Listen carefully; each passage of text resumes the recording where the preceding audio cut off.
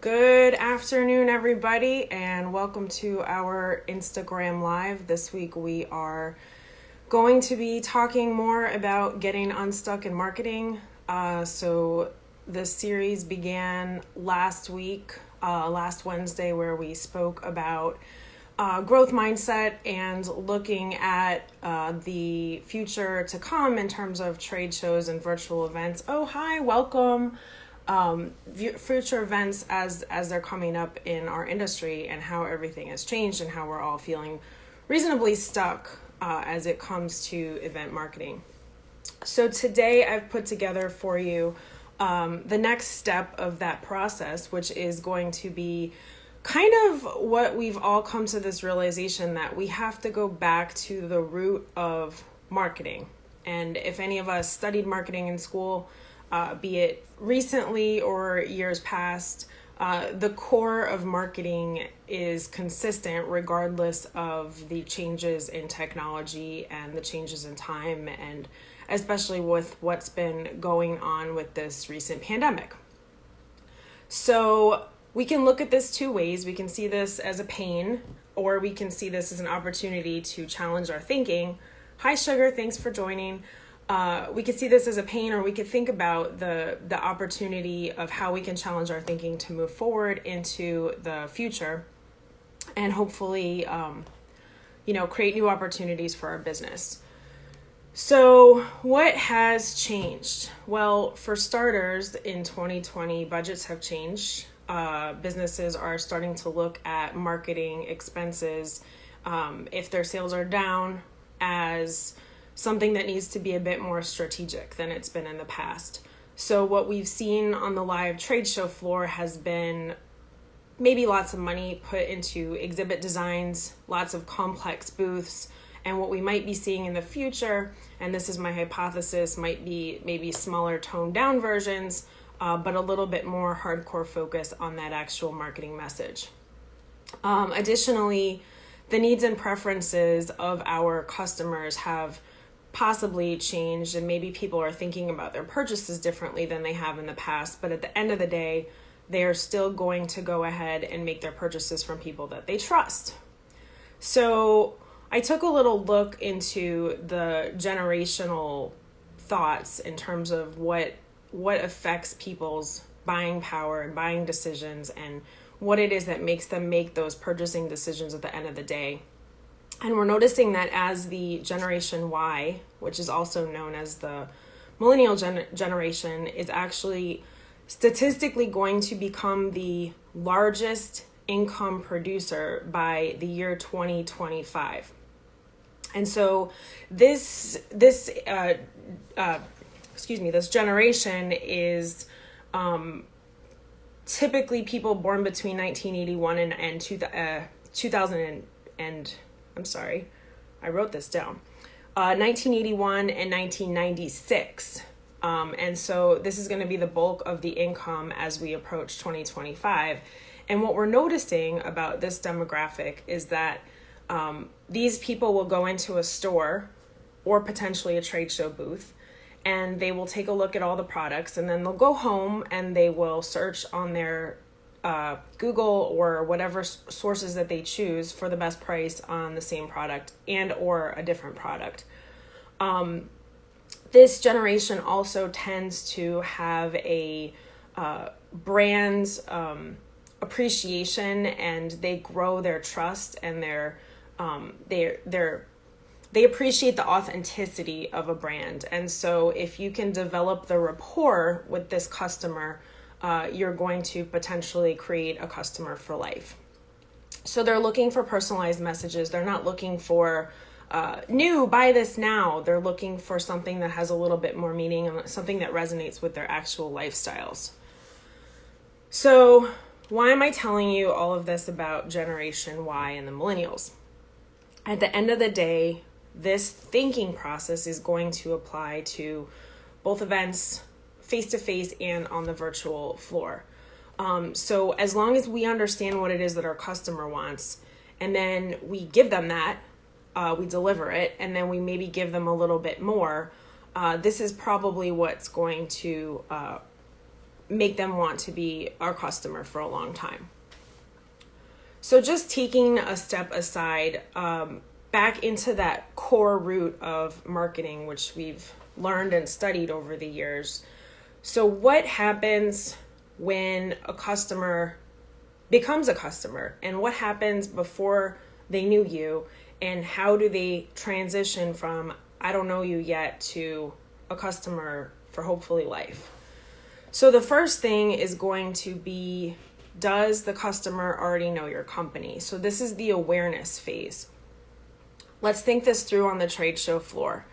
You're walking through the booths, there's exhibits everywhere, there's lots of lights, there's hanging signs, there's all sorts of messages coming at you from every which way. If you have not yet made any sort of impression on that customer, this might be the point in time where you build an awareness with that customer. So this goes for the trade show floor. This is going to go for the virtual event forum where your exhibit might be spotlighted on a virtual page. Or this is going to go for right where we are now on the digital marketing front, right? Because someone's going to see you, they're going to click through the feed and they're going to say, oh, gee, I've never heard of this company before. Let me check it out. The next step is going to be consideration. So just because I saw your company doesn't mean I'm actually interested in doing business with you. So what motivates the customer to move from the awareness phase into the consideration phase? Well, that's going to be, oh, okay, I've heard of this company. I've seen them over and over. They have a good work ethic. They are interested in their customer. I'm looking for XYZ product. So I'm gonna consider them as an option. So at this point, when you're creating your messaging, you're gonna want to think about what are the features and benefits that set you apart from the competition. So for example, on a very basic level of, Dunkin' Donuts versus Starbucks. Okay, maybe the message for Starbucks might be, we can customize your pumpkin spice latte. Dunkin' Donuts might have the drive-through options or the pickup upon arrival ready for you when you get there. They both offer these services, but when you start to really dig into the features and benefits, now you've created the opportunity for that customer who has heard of you to step in and say, okay, let me consider making my purchase from this brand. Taking it back to event marketing, this is the same idea, right? So not only have I seen your booth on the trade show floor, but now I'm thinking, oh, okay, let me walk into this space, right? So once I get into the space, now I have the opportunity to look at the features and the benefits and learn about what sets this product apart from the competition. When we're thinking about this on the hybrid or virtual platform, the same concepts apply, right? If I'm looking at a sea of icons on a website, what's going to cause me to click? Probably a brand that I'm already aware of. But then once I get to that next landing page, why should I care? So as long as we're focusing on the why should I care, potentially we're going to get that customer to the next level. So that brings me to my next point. If anyone has any questions, by the way, please feel free to chime in. I would love to hear your questions and thoughts. The next step is conversion. So we want to make that customer, that potential customer, our customer. So now it's time to sell to them, right? We want to make sure that we follow this entire marketing process from we've built the awareness, maybe we've added you to our email list. Now it's time to convert you. What is it that's going to make you ultimately make that purchase? And a lot of this is going to be that interaction with a salesperson or someone on your team that's going to go over the features and benefits of those products and actually give you the information and the confidence to go ahead and make the decision. So once we've converted a customer and they've bought our product, the ultimate goal is to create customer lifetime value. So the customer lifetime value is the net profit of your experience with that customer over their entire lifetime. So let's say, for example, that I drive an Acura and I love it. Well, the next time I go buy a car, I might not even consider anybody else because I have a dedication to the company that I've chosen. So I'm going to go straight to the Acura dealership.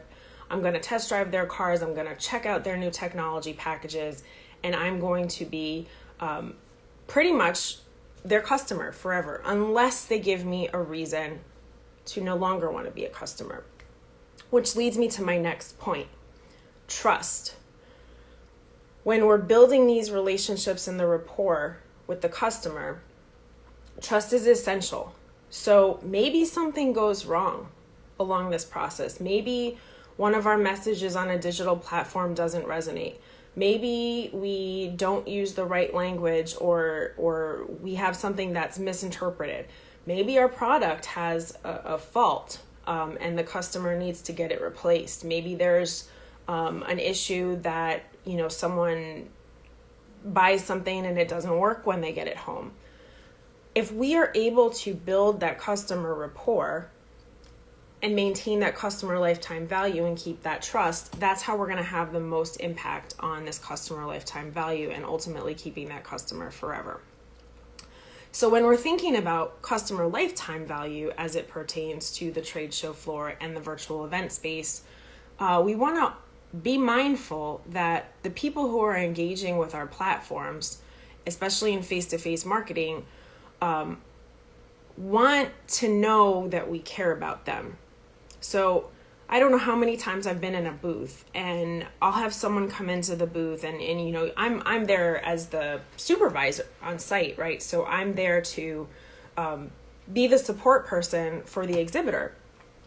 And a customer walks in, a current customer walks in and they say, I have been a customer of this company for 5 years, 10 years, 15 years, whatever. And then they go on this spiel to tell me about their great experience with this company. Hopefully. I've heard the opposite side of that happen too. Well, that customer just wants to be heard, right? So if you're talking to that customer and, they're really excited about your product, they just want you to say, yeah, we really appreciate you and thanks for being a customer and thanks for sticking around. So whatever you can do on your platforms to be able to make sure that you're calling out that customer and letting them know like, hey, we really do appreciate you, that's going to go lengths because that customer is going to say, wow, they really value me. So to conclude, at the end of the day, be it face-to-face marketing or virtual event marketing or the hybrid model that we are anticipating to see in the future, the ultimate goal of importance is the human interaction and building trust and rapport with our customer. And I cannot stress enough authenticity. No one wants to be sold to. No one buys a product because it was put in their face. They buy a product because they think it's going to be a great fit for them. And they proceed with a company because they trust that this company is going to be a good partner. So at the end of the day, all we can do is deliver our best service, deliver our best product, and be there to support them so that they come back. So all of this ties back into the event world and the face-to-face world and the virtual world. At the end of the day, that is our ultimate goal as marketers, to be successful and to put the best message out there for our customer. So this series is going to continue for 2 more weeks. And I might continue it further into the future if there's interest for other topics. And just to let everyone know who's here, there is a YouTube channel for Event Driven Solutions now, and I posted last week's video on there. So if you missed the content last week, please feel free to hop on our YouTube channel and check that out. And also, if you want to follow us on Facebook and Instagram, we will be posting more information about upcoming Instagram lives in the future. So I thank you all for coming out today. Thank you so much for being here, and hopefully something that I said resonated with you guys, and I see some comments that you guys agree. So that's exciting that you're in agreement with some of these thoughts. And if you have any questions at all, please feel free to send me a direct message on Instagram, Facebook, email, LinkedIn, wherever you find me, because I'm all over the place and I've always got lots to tell you guys. And I would love to hopefully answer any of those questions. Thank you so much for coming out today, and I hope you all have a lovely rest of the day. Bye, guys.